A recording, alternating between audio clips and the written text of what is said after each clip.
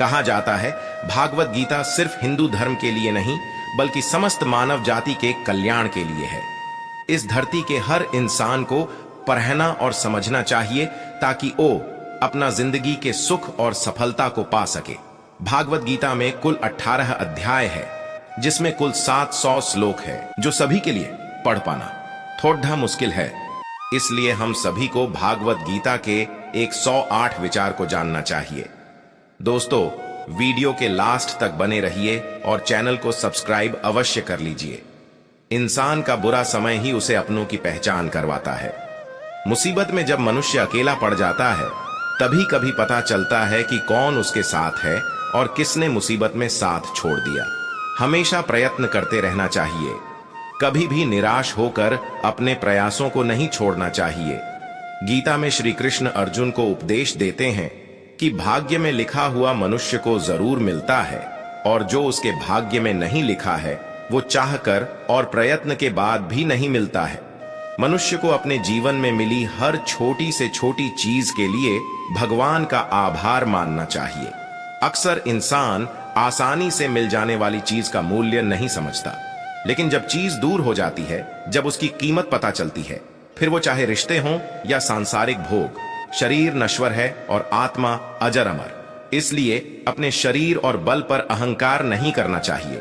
धनवान मनुष्य वो है जो अपने पास अच्छी सोच, मधुर रिश्ते और व्यवहार करता है और जिसके विचार सुंदर होते हैं।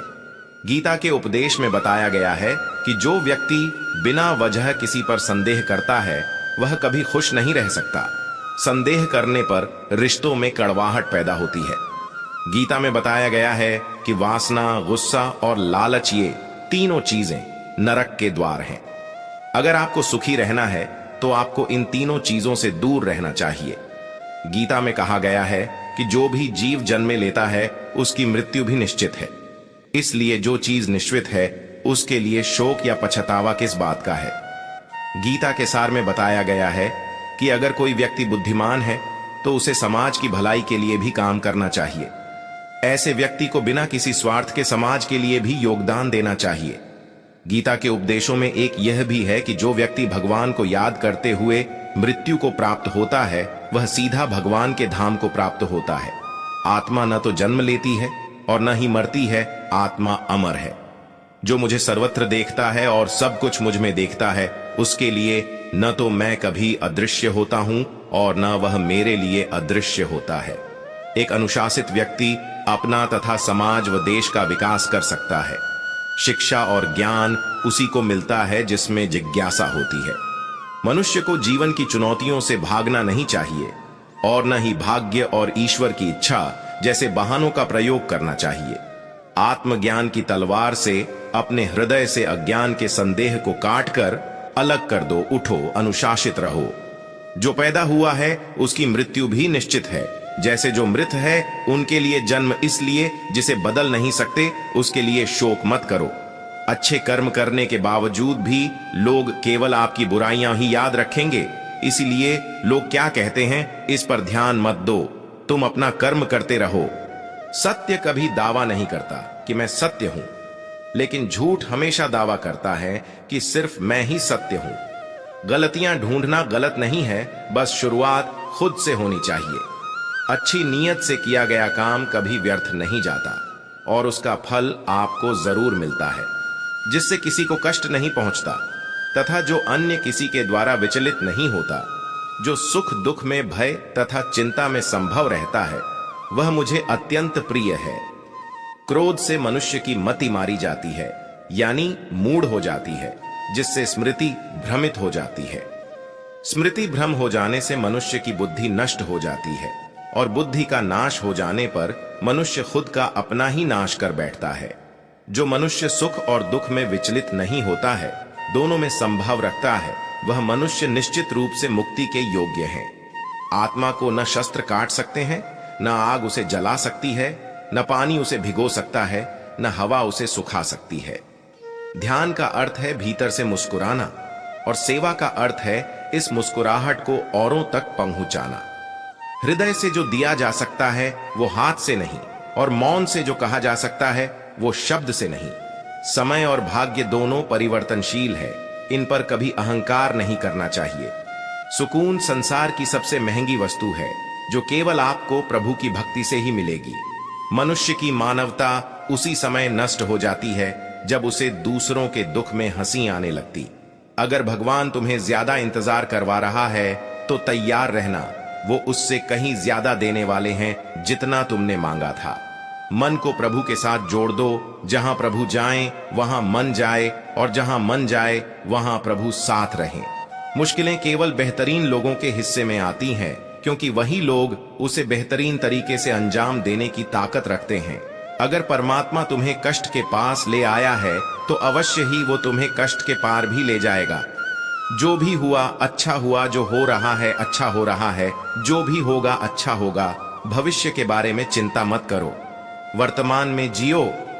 निंदा से घबराकर अपने लक्ष्य को न छोड़ दे, क्योंकि लक्ष्य मिलते ही निंदा करने वालों की राय बदल जाती है। जो सरलता से मिलता रहे उसका महत्व नहीं रह जाता। अक्सर खो देने के बाद समय, व्यक्ति और संबंध के मूल्य का आभास होता है। चिंता मत करो, क्योंकि जिसने तुम्हें इस संसार में भेजा है उसे तुम्हारी ज्यादा चिंता है। किसी और का काम पूर्णता से करने से कहीं अच्छा है कि अपना काम करें, भले ही उसे अपूर्णता से करना पड़े। उस दिन हमारी सारी परेशानियां खत्म हो जाएगी, जिस दिन हमें यकीन हो जाएगा कि हमारा सारा काम ईश्वर की मर्जी से होता है। ज्यादा खुश होने पर और ज्यादा दुखी होने पर निर्णय नहीं लेना चाहिए, क्योंकि यह दोनों परिस्थितियां आपको सही निर्णय नहीं लेने देती हैं। कुछ लोग अपने अधिकार के लिए तो संघर्ष करते हैं, परंतु अपने कर्तव्य को भूल जाते हैं। दुख का मूल कारण ही यही है कि सुख की तलाश में बाहरी दुनिया में भटकते रहना। ईश्वर की शरण में निस्वार्थ भाव से जाएं, क्योंकि आपको क्या चाहिए उन्हें पता है। जो सरलता से मिलता रहे उसका महत्व नहीं रह जाता। अक्सर खो देने के बाद समय, व्यक्ति और संबंध के मूल्य का आभास होता है। बिना मुहूर्त के जन्म लेता है और बिना मुहूर्त के ही दुनिया से चला जाता है। फिर भी इंसान अच्छे मुहूर्त के पीछे भागता रहता है।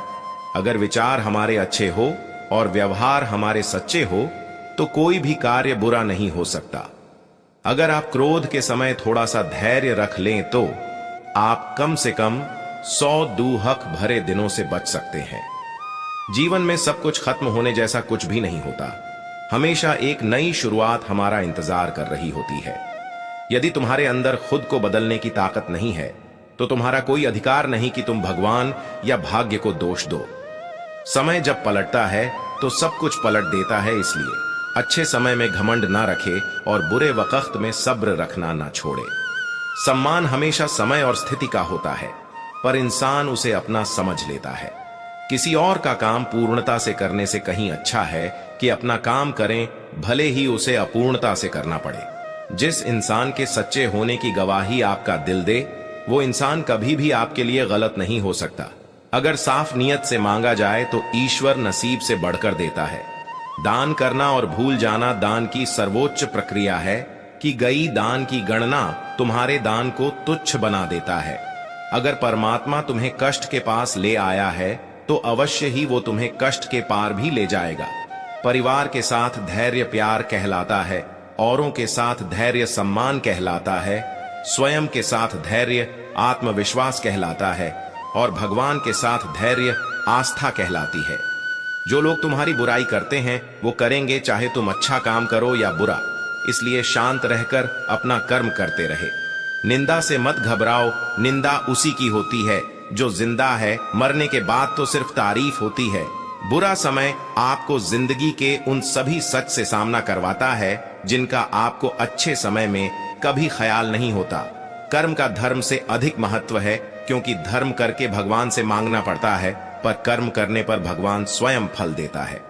हम जिस मनुष्य पर अति विश्वास करते हैं वही हमारे विरुद्ध षड्यंत्र करते हैं। प्रेम और विश्वास पाने के लिए अवसर मांगे नहीं जाते, अवसर ढूंढकर उस प्रेम और विश्वास को जीता जाता है। स्वार्थ से रिश्ते बनाने की कितनी भी कोशिश करें वो कभी नहीं बनते हैं, और प्रेम से बने रिश्तों को कितना भी तोड़ने की कोशिश करें वो कभी नहीं टूटते। बुरे वक्त में तो हर कोई भगवान को याद करता है, पर दुनिया में बहुत ही कम लोग हैं जो अपने अच्छे वक्त में भी भगवान को याद करते हैं। संघर्ष करते हुए कभी मत घबराना, क्योंकि संघर्ष के दौरान ही इंसान अकेला होता है, सफलता के बाद तो सारी दुनिया साथ देती है। प्रेम का कोई रूप नहीं होता। जब कोई एहसास खुद से ज्यादा अच्छा लगे तो वो प्रेम है। सच्चा स्नेह करने वाला केवल आपको बुरा बोल सकता है, कभी आपका बुरा नहीं कर सकता, क्योंकि उसकी नाराजगी में आपकी फिक्र और दिल में आपके प्रति सच्चा स्नेह होता है।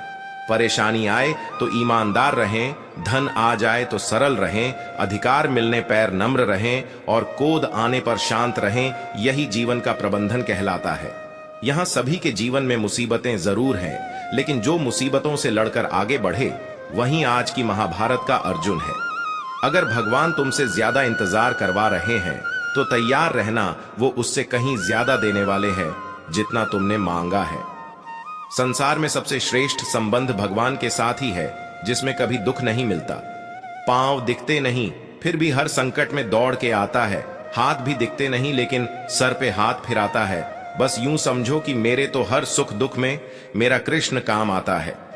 तनाव से केवल समस्याएं जन्म ले सकती हैं, समाधान खोजने हैं तो मुस्कुराना ही पड़ेगा।